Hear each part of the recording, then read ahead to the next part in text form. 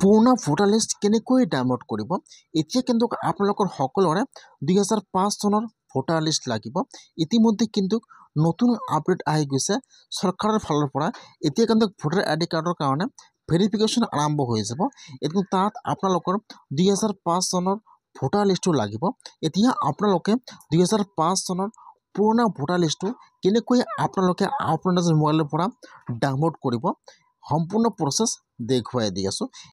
আপোনালোকৰ যদি 2005 চনৰ ভোটাৰ লিষ্ট নাই তেনেহ'লে আপোনালোকে আজিয়ে 2005 চনৰ ভোটাৰ লিষ্টটো ডাউনলোড কৰি ৰাখি দিয়ক। ইতিমধ্যে কিন্তু সকলোৰে 2005 চনৰ ভোটাৰ লিষ্টৰ প্ৰয়োজন হ'ব।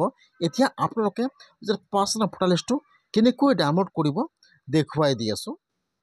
কেনেকৈ ভোটাৰ লিষ্টটো ডাউনলোড কৰিব চাই লওক।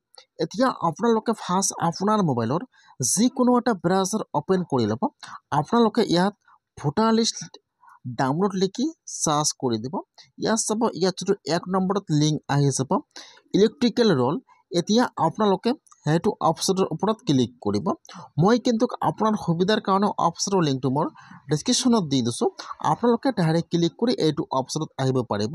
আপোনালোকে ইয়াত চাৰ্চ কৰি আহিব পাৰিব। আপোনালোকে ইয়াত চাৰ্চ কৰিব ইলেক্ট্ৰিকেল ৰোল। এতিয়া এইটো অফিচিয়েল অপশ্যন অ'পেন হৈ যাব এনেকুৱাকৈ। এতিয়া অলপমান তলত আহি যাব। ইয়াত চাব 2 নম্বৰত দি আছে PDF ই ৰোল। এতিয়া আপোনালোকে PDF ই ৰোলৰ ওপৰত ক্লিক কৰিব। এতিয়া আপোনাৰ ওচৰত আৰু এটা নিউ পেজ অ'পেন হৈ যাব এনেকুৱাকৈ। আপোনালোকে অলপমান ৱেইট কৰিব। ছাইটটো কিন্তু অলপমান শ্ল' হয়। এতিয়া ইয়াত আৰু এটা নিউ পেজ আহি যাব এনেকুৱাকৈ। এতিয়া আপোনালোকে অলপমান তলত আহি যাব। ইয়াত আহি যাব ষ্টেট নাম। এতিয়া আপোনালোকে আসামৰ ওপৰত ক্লিক কৰিব।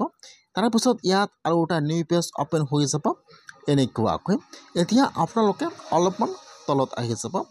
ইয়াত চাব, ইয়াত 3 নম্বৰত চাব দিয়া আছে PDF ইলেক্ট্ৰিকেল ৰোল। এতিয়া আপোনালোকে PDFৰ ওপৰত ক্লিক কৰিব। এতিয়া আপোনাৰ ওচৰত আৰু এটা নিউ পেজ অ'পেন হৈ যাব এনেকুৱাকৈ।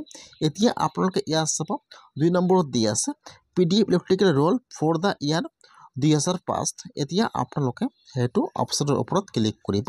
এইফালে চাব 2 নম্বৰত দিয়া আছে 2005। এতিয়া আপোনালোকে সেইটো অপশ্যনৰ ওপৰত ক্লিক কৰিব। এতিয়া আপোনাৰ ওচৰত আৰু এটা এতিয়া নিউ পেজ অ'পেন হৈ যাব এনেকুৱাকৈ। ইয়াত চাব এছামিছত দিয়া আছে, ইংলিছতো দিয়া আছে। আপোনালোকে পঢ়ি চাই ল'ব।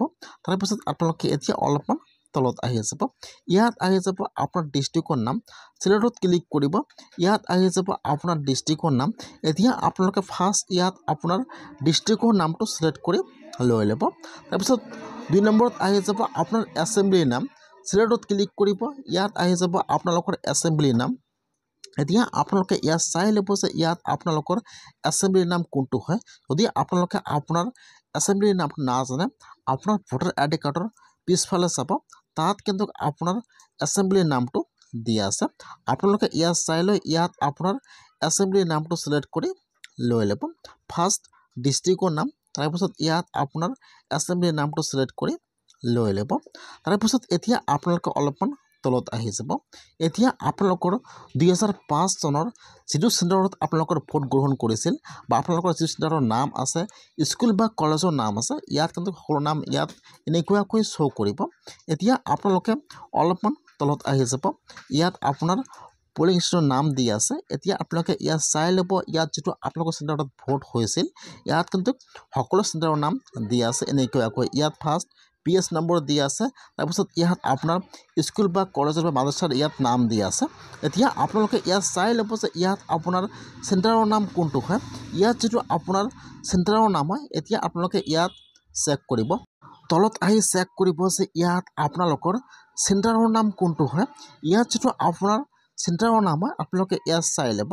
আৰু এইফালে চাব দিয়া আছে ভিউ PDF। এতিয়া আপোনালোকে ভিউ PDFৰ ওপৰত ক্লিক কৰিব। ইয়াত চাব এই চেণ্টাৰৰ নাম আহি যাব এনেকুৱাকৈ আপোনালোকে চাই ল'ব। ইয়াত সমানে আপোনালোকে ভিউ PDFৰ ওপৰত ক্লিক কৰিব। যেতিয়া আপোনালোকে ভিউত ক্লিক কৰিব, এতিয়া কিন্তু আপোনাৰ ওচৰত 2005 চনৰ লিষ্টটো ইয়াত আহি যাব এনেকুৱাকৈ। এতিয়া আপোনালোকে অলপমান তলত আহি যাব। এতিয়া ইয়াত চাই ল'ব যে ইয়াত আপোনালোকৰ নাম লিষ্টত আহিছে নে অহা নাই। ইয়াত চাব আপোনালোকে এনেকুৱাকৈ 2005 চনৰ ভোটাৰ লিষ্টটো ডাউনলোড কৰি ৰাখি দিয়ক। অতি সোনকালে অসমত ভোটাৰ আইডি কাৰ্ডৰ ভেৰিফাই আৰম্ভ হৈ যাব। তাৰপিছত আপোনালোকৰ সেইটো ভোটাৰ লিষ্টৰ প্ৰয়োজন হ'ব ভোটাৰ লিষ্টত আপোনালোকৰ ফাৰ্ষ্ট কপি লাগিব আৰু যিটো আপোনালোকৰ লিষ্টত নাম আছে সেইটো কপি আপোনালোকৰ ভেৰিফাই কৰোঁতে লাগিব সেইকাৰণে আপোনালোকে এনেকুৱাকৈ পুৰণা ভোটাৰ লিষ্টটো ডাউনলোড কৰক আপোনালোকে আপোনাৰ মোবাইলৰ পৰা আজি প্ৰথম ছাইটটো মুকলি কৰি দি আছে আপোনালোকে আজি ভোটাৰ লিষ্টটো ডাউনলোড কৰক এনেকৈ আপোনালোকে আপোনাৰ নিজৰ মোবাইলৰ পৰা